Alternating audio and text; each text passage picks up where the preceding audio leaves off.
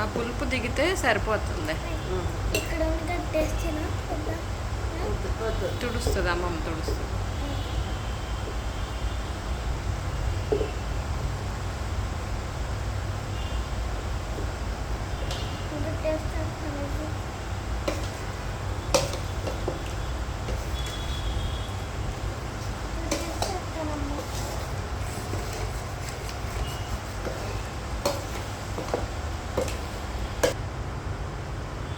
ఇప్పుడు జాడీలో మనం మామిడికాయ పచ్చడి పెట్టేసుకున్నాము.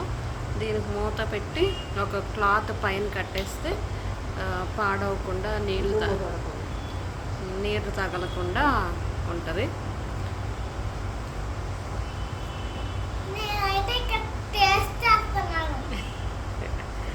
ఎన్నిసార్లు టేస్ట్ చేస్తావు?